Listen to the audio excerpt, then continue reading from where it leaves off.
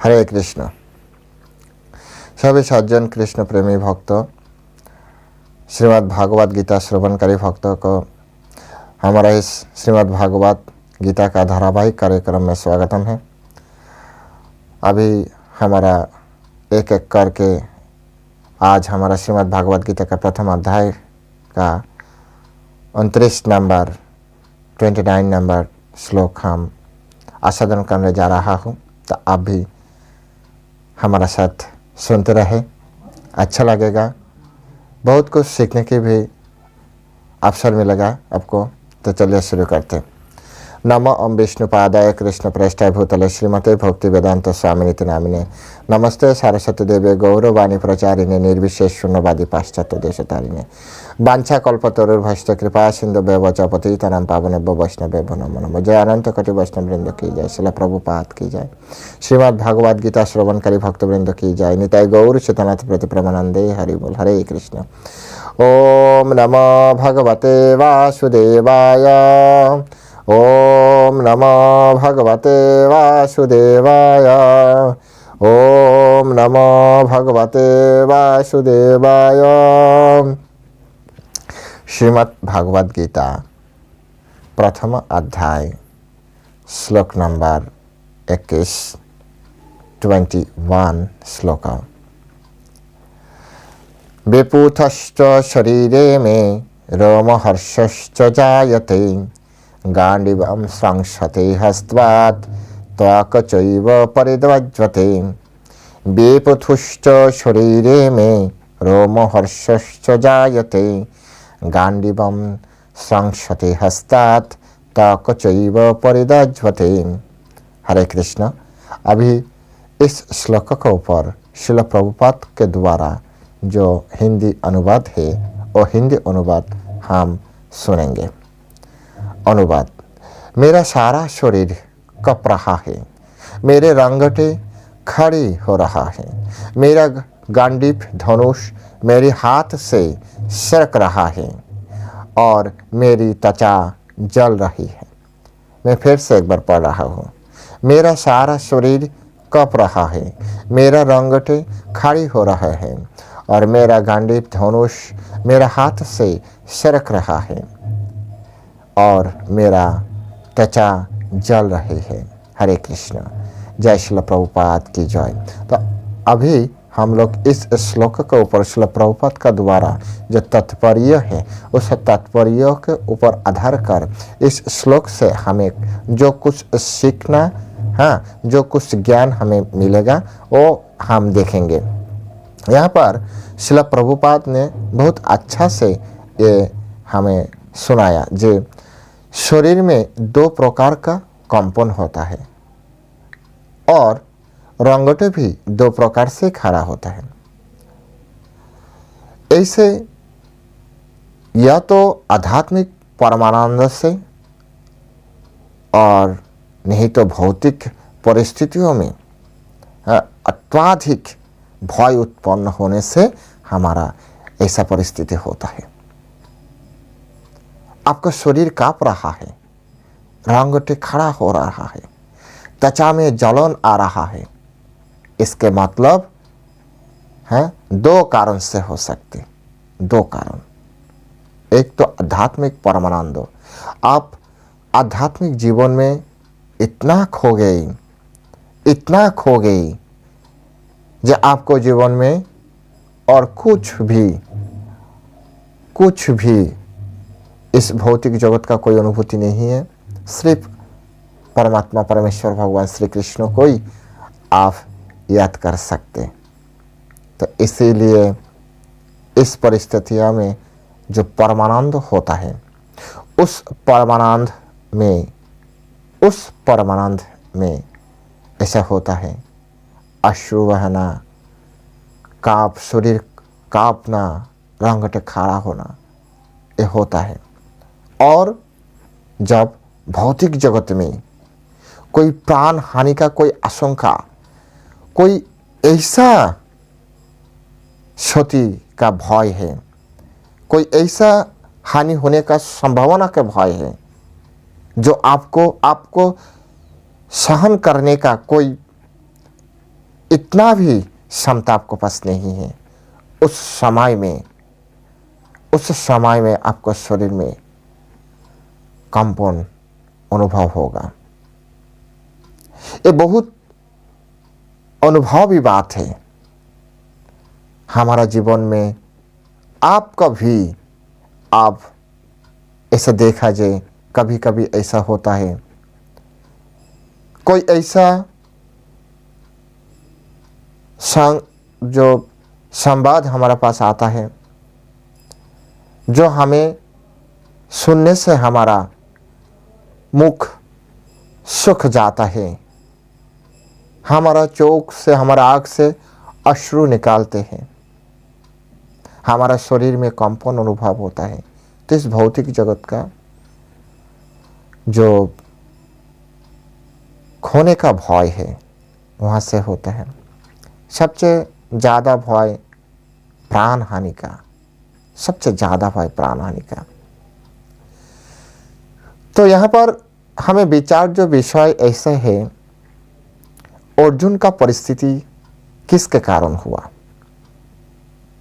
देखिए,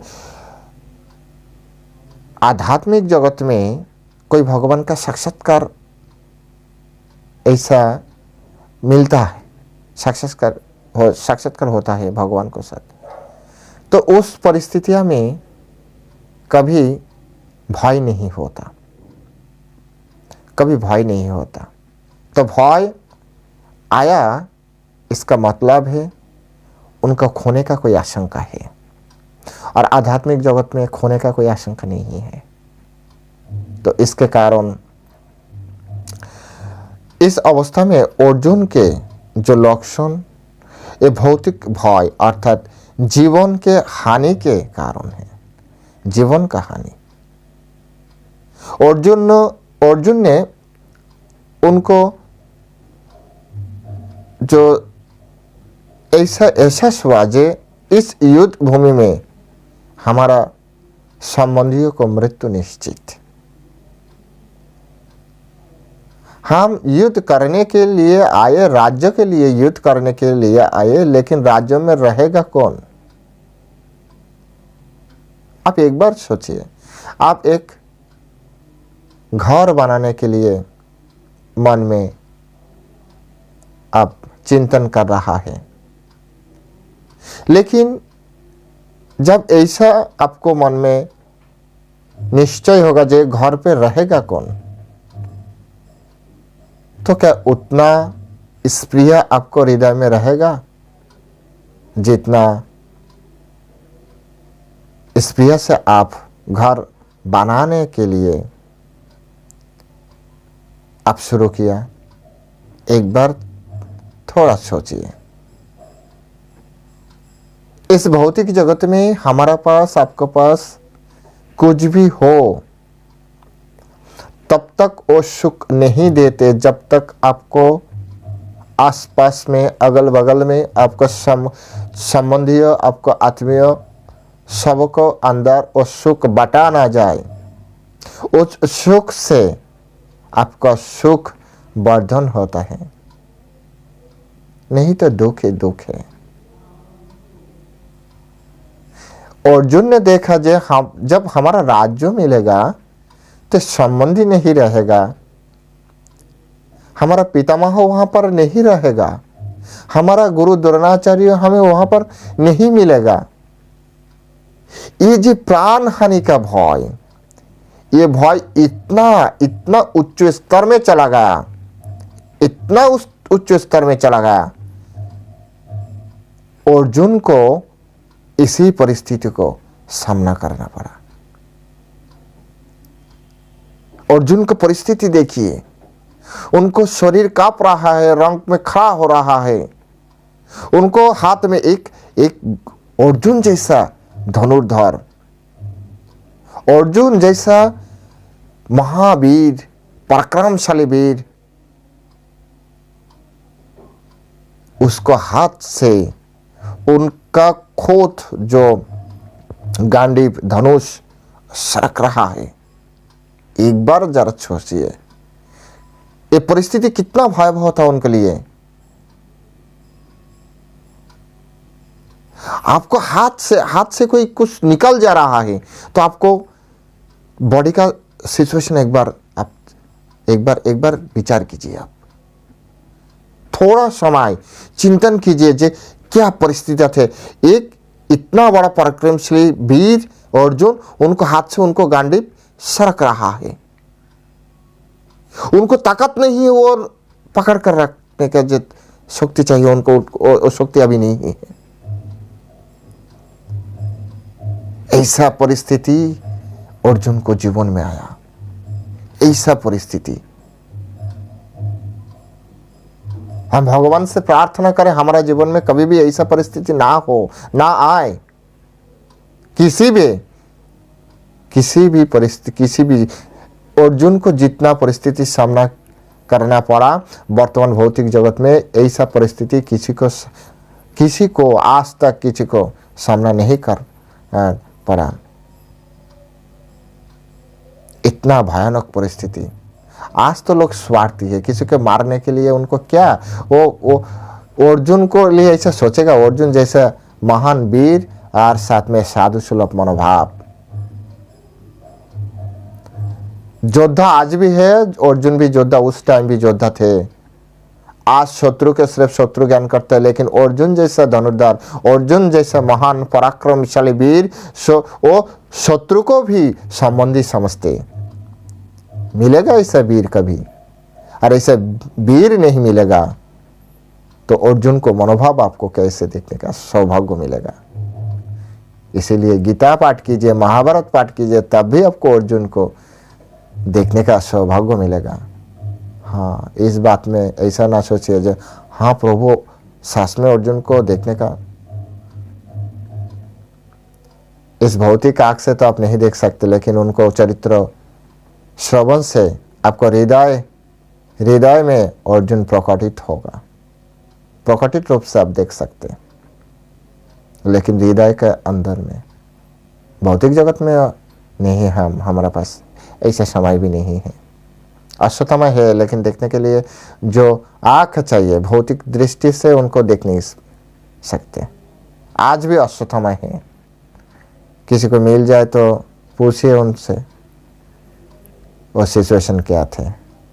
किसी को सौभाग्य ऐसा हो जाए अश्वत्थामा से मिलने के, तो उनको पास सुनिए युद्ध किसको कहते हैं, युद्ध किसको कहते हैं। जहां पर परमेश्वर भगवान श्री कृष्ण ने उपस्थित रहा कर ये युद्ध हुआ था, जिस युद्ध भूमि में अश्वत्थामा ने भाग लिया, वो आज भी जीवित है। इस भौतिक संसार में आज भी भटक रहा है, मुझे पता नहीं कहाँ पर है, लेकिन आज भी हमारा शास्त्र सत्य है, कृष्ण सत्य है, अश्वत्थामा भी सत्य है और अश्वत्थामा का शाप भी सत्य है। इसलिए अश्वत्थामा आज भी यहाँ पर है।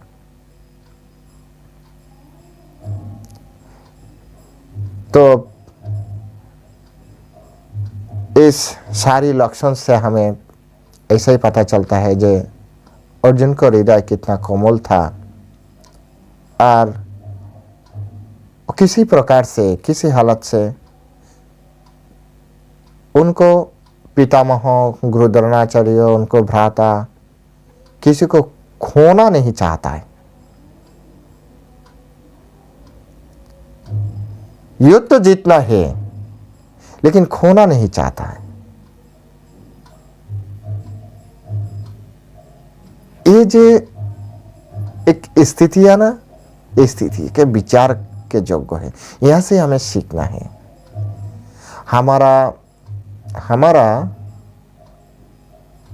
हमारा जीवन में सारी चिंता ऐसा हो जाए तो हम एक इच्छा इंसान बन सकते हैं,